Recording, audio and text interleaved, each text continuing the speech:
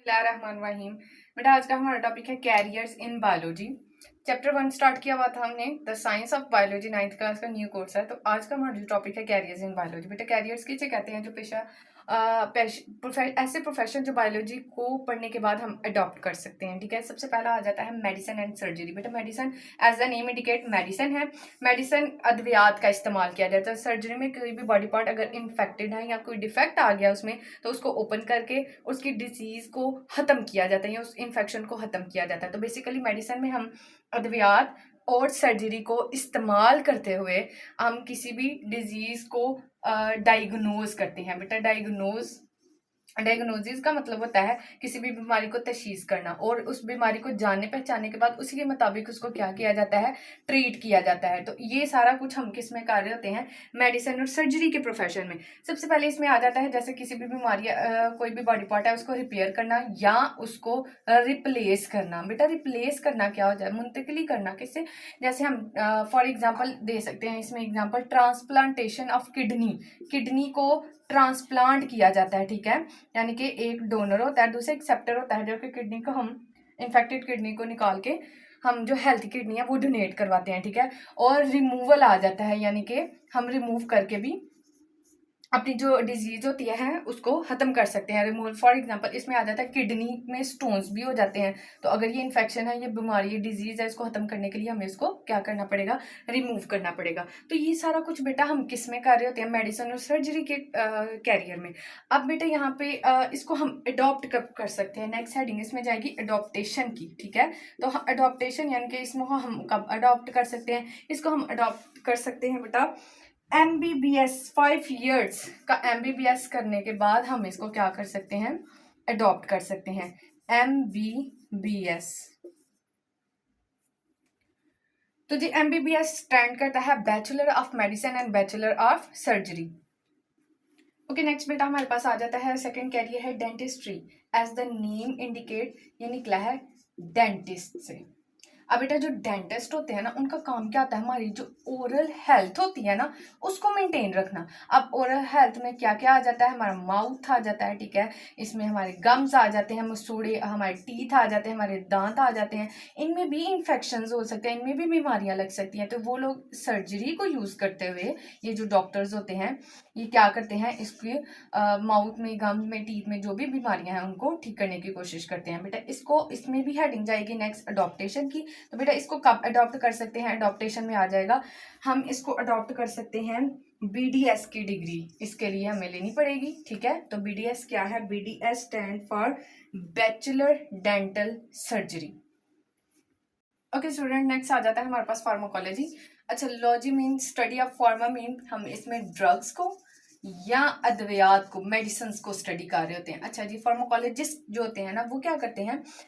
वो या तो डेवलप कर रहे होते हैं कि नई जो मेडिसिन है वो कैसे बनाई जाए, और जो पहले से जो मेडिसिन मौजूद होती है उन पे जो फॉर एग्जांपल अगर कोई ह्यूमन यूज कर रहा है तो उस मेडिसिन या उस ड्रग का उस पे इफेक्ट जो हो रहा है उस चीज को हम स्टडी कर रहे होते हैं। बेटा इसकी भी अडॉप्टेशन में क्या आ जाता है? नेक्स्ट हेडिंग हमारी जाएगी अडॉप्टेशन, और अडॉप्टेशन में हम डी फॉर्म जो है इसकी डिग्री उसको रिक्वायर होती है इस चीज के लिए, डी फॉर्म की डिग्री, और इसके अलावा BS करना पड़ता है फार्मेसी में, BS डिग्री इन फार्मेसी। ठीक है, तो ये सारा कुछ ये भी बायोलॉजिस्ट को स्टडी करने के बाद हम ये फार्माकोलॉजी को अडॉप्ट कर सकते हैं।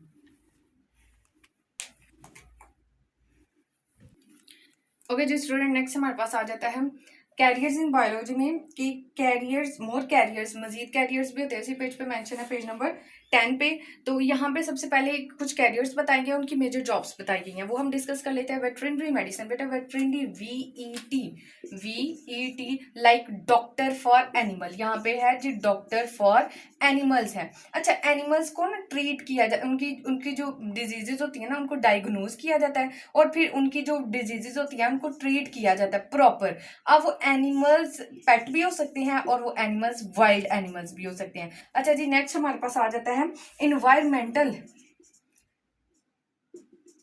इन्वायरमेंटल हमारे पास आ जाता है, इन्वायरमेंटल है साइंस। अच्छा जी, इन्वायरमेंट का मतलब होता है जो माहौल, माहौल में क्या चीज़ें आ जाती है, माहौल में क्या आ जाता है, लाइक जो भी चीज़ हमारे इर्द गिर्द है वो हमारा माहौल है, ठीक है। इसमें हमारी एयर भी आ जाती है, ठीक है, इसमें वाटर भी आ जाता है, इसमें प्लांट्स भी आ जाते हैं, इसमें एनिमल्स भी आ जाते हैं, ठीक है, और ह्यूमंस भी आ जाते हैं कि ह्यूमंस पे क्या इफेक्ट हो रहा है इन सब चीज़ों का। तो इन्वायरमेंटल साइंस में माहौल को स्टडी किया जाता है। बेसिकली ये हम किस लिए कर रहे होते हैं, ताकि हम इसमें हमारे जो नेचर है उसको प्रोटेक्ट कर सकें। नेचर को क्या किया जाए, प्रोटेक्ट किया जाए, या कि हमारे के जो नेचुरल रिसोर्सेज है उनको हम सेव करने की कोशिश करते हैं। हम जो पोल्यूशन के प्रॉब्लम्स हो रहे होते हैं उनको रिजॉल्व करने की कोशिश कर रहे होते हैं, ठीक है, इस साइंस में। बेटा नेक्स्ट हमारे पास आ जाता है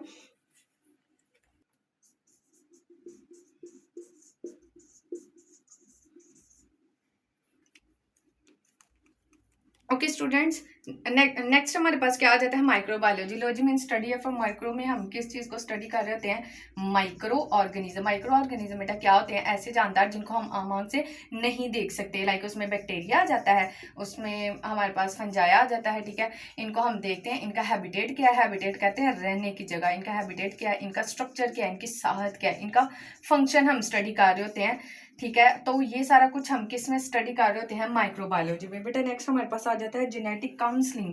अच्छा, जेनेटिक वर्ड किससे रिलेट कर रहा है, जेनेटिक काउंसलिंग हमारे पास आ जाता है, काउंसलिंग, ओके। अच्छा जी, एज द नेम इंडिकेट यहाँ पे जीन्स आ जाती हैं, ठीक है। और काउंसलर जो होते हैं ना बेटा, ये ऐसे एक्सपर्ट पीपल्स होते हैं जो फैमिलीज को प्रॉपर गाइड कर रहे होते हैं कि उनकी जो इनहेरिटेड डिसीजेज हैं, इनहेरिटेड किसे कहते हैं, जो विरासती नस्ल दर नस्ल उनमें जो बीमारियां चल रही हैं उसको कैसे मैनेज करेंगे और उसको कैसे जो है वो ट्रीट किया जाएगा। ये सारा कुछ बेटा हम किस में स्टडी कर रहे होते हैं, जेनेटिक काउंसलिंग में। उसके बाद बेटा नेक्स्ट हमारे पास आ जाता है nutrition and, okay ji, nutrition and dietetics में क्या आ जाता है, फूड के ज़रिए हम क्या करते हैं, अपनी हेल्थ को मेंटेन किया जाता है, ग़िज़ाई अज्जा के ज़रिए जो है वो अपनी हेल्थ को कैसे मेंटेन किया जा सकता है। फॉर एग्जांपल इसमें जो एक्सपर्ट्स पीपल होते हैं ना, डाइटिशियंस जो होते हैं, वो प्रॉपर इस चीज़ को गाइड कर रहे होते हैं कि कौन सा फूड खाएंगे तो उससे हमें कितनी एनर्जी मिलेगी, या किस फूड से कितनी एनर्जी मिलेगी, कौन सा फूड हमारी ग्रोथ के लिए अच्छा है और कौन सा फूड हमारी हेल्थ को मेंटेन करेगा। ये सारा कुछ हमें न्यूट्रिशन और डाइटेटिक्स की स्टडी में पता लगेगा, ठीक है। इसके अलावा ये बता रहे होते हैं कि आपने कौन सा फूड ईट करना है, कितनी प्रॉपर अमाउंट होनी चाहिए, किस आप फूड को अवॉइड करेंगे। ये सारा कुछ बेसिकली इसी कैरियर में हम स्टडी कर रहे होते हैं। क्या लिखा हुआ है आपकी बुक में, advising on proper dietary habits to promote health. Basically इसमें ज़्यादातर प्रमोट किया जाता है हेल्थ को, लोगों को अवेयर करवाया जाता है कि ये फूड इनके लिए कितना बेनिफिट है। बेटा नेक्स्ट हमारे पास आ जाता है पब्लिक हेल्थ। अच्छा, ये कैसा कैरियर है, इसमें क्या किया जाता है पब्लिक हेल्थ में, पब्लिक हेल्थ में जो हमारी कम्युनिटीज़ आ जाती हैं, आप लोगों को पता है ना, जैसे पॉपुलेशंस मिलती हैं, पॉपुलेशंस जब मिलेंगी, आबादियाँ मिलती हैं तो उससे क्या बन जाती है, कम्युनिटी बनती है। अच्छा, पॉपुलेशन कैसे मिल, फॉर एग्जांपल कम्युनिटी क्या, फॉर एग्जांपल एक रूम है, उस रूम में अगर ह्यूमंस भी हैं, एनिमल्स भी हैं और प्लांट्स भी हैं, इनके डिफरेंट स्पीशीज़ जब एक ही जगह पे इकट्ठे मौजूद होती हैं तो फिर उससे क्या बन जाती है, कम्युनिटी बनती है। तो पब्लिक हेल्थ में हमने कम्युनिटी की जो हेल्थ होती है ना उसको प्रमोट करना होता है, उसको सेव करना होता है। अब कैसे सेव कर सकते हैं, फॉर एग्जांपल हम उनको उनको बता सकते हैं कि वो लोग क्या कर सकते हैं, वो लोग अपना वाटर जो है उसको क्लीन कर सकते हैं, क्लीन वाटर यूज़ करेंगे तो उनकी जो हेल्थ है वो मेंटेन रहेगी। अगर वो क्लीन एयर में होंगे तो उनकी जो हेल्थ है वो मेंटेन रहेगी। उसके बाद अगर हम प्रमोट करेंगे, ज़्यादा से ज़्यादा इस चीज़ में प्रमोट करना पड़ता है क्लीनलीनेस को, ठीक है। किसको प्रमोट करना पड़ता है, क्लीनलीनेस को। उसके बाद जब हम क्लीनलीनेस को प्रमोट करते हैं तो वो खुद ब खुद ही बीमारियों से दूर होने लग जाते हैं। यानी कि इसमें प्रॉपर इस शोबे में एजुकेशन दी जाती है एवरीवन को कि आप लोग अपनी हेल्थ को मेंटेन करें और किस तरह से कर सकते हैं वो बताया जाता है यहाँ पे, ठीक है। तो यहाँ पे लिखा हुआ है पब्लिक हेल्थ में आप लोग क्या कर सकते हैं, improving the health of communities through education, उनको प्रॉपर एजुकेशन दी जाती है पॉलिसी मेकिंग एंड रिसर्च के मुताबिक, ठीक है। नेक्स्ट हमारे पास आ जाता है बायोमेडिकल।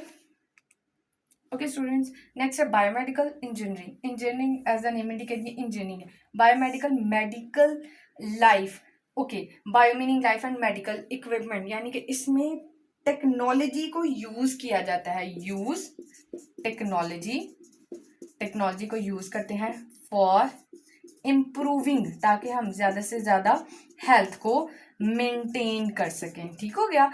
अब फॉर एग्जांपल एक्सरेज हैं, ठीक है, इसमें एक्सरेज आ जाते हैं, इसमें हमारी हार्ट को मॉनिटर करने वाली मशीन्स होती हैं, ठीक है, या हॉस्पिटल के जितने भी मेडिकल इक्विपमेंट आ जाते हैं, वो सारा कुछ किस में हम किस कैरियर में स्टडी कर रहे होते हैं, बायोमेडिकल इंजीनियरिंग में। बेटा हमारे पास लास्ट आ गया है bio informatics. Bio informatics, bio informatics है, इसमें जस्ट बेटा हम कंप्यूटर को यूज करते हैं और टेक्नोलॉजी को यूज किया जाता है किस चीज के लिए, लाइफ को स्टडी करने के लिए। फॉर एग्जांपल जैसे प्रीवियस हमने पढ़ा था कंप्यूटेशनल बायोलॉजी में, डीएनए है या प्रोटीन का सीक्वेंस चेक करने के लिए हमें किसकी जरूरत पड़ती है, कंप्यूटर की। तो बेसिकली ये था आज के carriers in biology. I hope आप लोग को समझ आया होगा। Subscribe for more videos.